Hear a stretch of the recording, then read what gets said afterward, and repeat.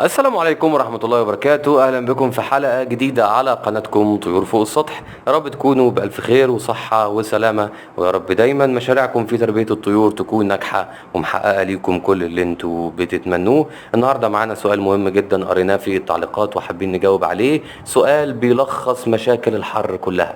هل الحر ممكن يتسبب في قطع إنتاج البيض زي البرد؟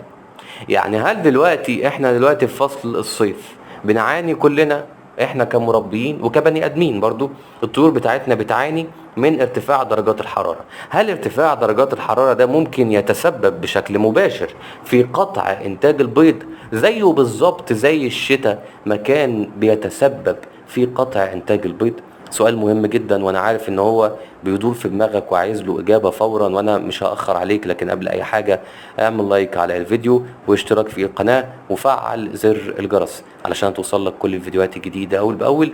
ويلا بينا ندخل في الموضوع على طول. علشان نجاوب حضرتك على السؤال ده، السؤال اللي اتكرر كثيرا في التعليقات، لازم نفتكر كويس قوي ليه انتاج البيض كان بيقطع في الشتاء اصلا، علشان نعرف نحدد هل الحر بيقطع انتاج البيض برضو زي الشتاء ولا لا. تمام. انتاج البيض كان بيقطع في الشتاء لان في البداية بتبقى في مشكلة، يعني اول مشكلة بتبقى صدمة بالنسبة للطيور في بداية الشتاء، انه عدد ساعات الاضاءة بيبقى اقل، الشمس بتغيب بسرعة، فبيخلدوا للنوم بسرعة، بيبدأوا النوم بسرعة، فالإنتاج بيبقى أقل لأن النشاط بيبقى أقل. حلو. عارف انت بالظبط كده عدد ساعات العمل بتاعهم بيبقى أقل. عدد ساعات الإضاءة هي بالنسبة للطيور هي عدد ساعات العمل. يعني احنا كبني آدمين برضو بنشبههم في الموضوع ده، احنا بنشتغل في النهار. حلو. المعاش بتاعنا في النهار. بالليل بنلبس بنقعد ما بنتحركش. تمام. فلما ما بنتحركش ده يبقى ما بننتجش، مفيش نشاط بالليل. كذلك برضو الطيور نفس الكلام. ففي فصل الشتاء السبب الرئيسي لقطع انتاج البيض هو ان عدد ساعات الاضاءة قلت وان الشمس بتغيب بسرعة. حلو. الشمس بتغيب بسرعة. في أسباب تانية في الشتاء طبعا انخفاض درجة الحرارة في جسم الطائر بيخلي النشاط عموما أقل، وبيخلي تدفق الدم أقل، وبيخلي الدهون شوية تتراكم في جسم الطائر، بيخلي في حالة من الخمول. حلو. حالة من الخمول. عشان كده دايما كنا بننصحكم تستخدموا الشطة والفلفل الأسود والزنجبيل علشان تنشطوا الطيور. حلو.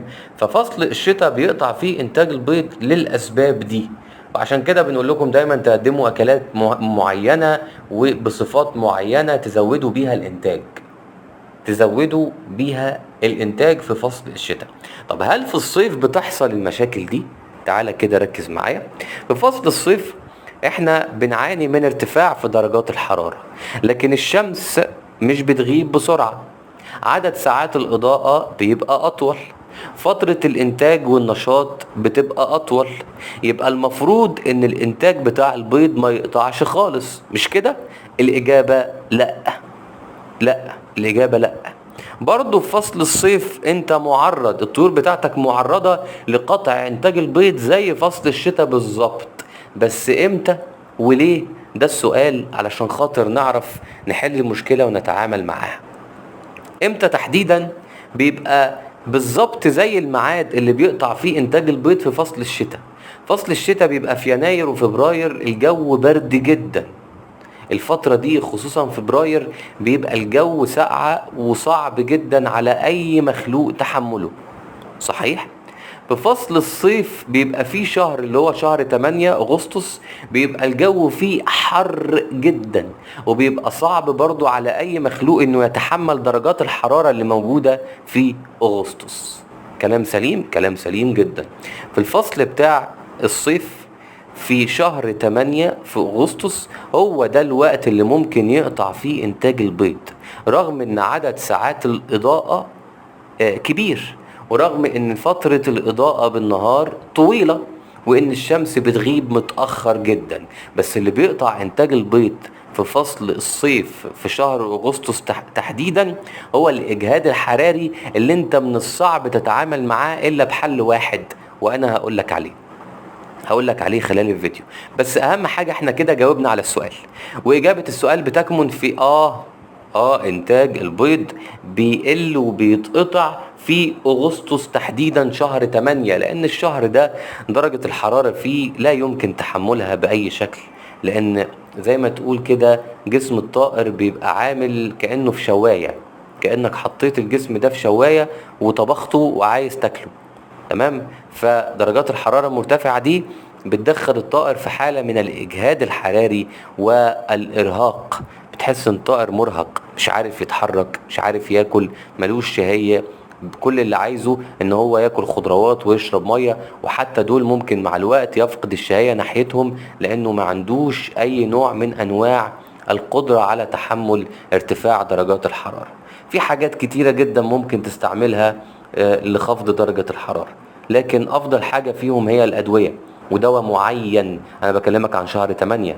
شهر 8 تحديدا ما فيهوش هزار. ممكن تروح تستخدم العرقسوس 5 جرام على الكيلو العلف لو هتطحنه، لو هو مجفف، او تغلي ال5 جرام دول او 10 جرام في شويه ميه وتحطهم في لتر سقايه لتر. تمام. ممكن تجيب العرقسوس تنقعه في التلاجة لمده نص ساعه او ممكن اكتر من كده، يفضل اكتر من كده عشان تاخد الفايده كلها، وبعد كده تقدم منه على السقايه بتاعه الطيور. ممكن تقدم اكتر من حاجة لخفض درجات الحرارة وللحفاظ على الطيور من الاجهاد الحراري، لكن في فصل الصيف وتحديدا في اغسطس والحر الشديد لازم نستخدم الريفو السبرين.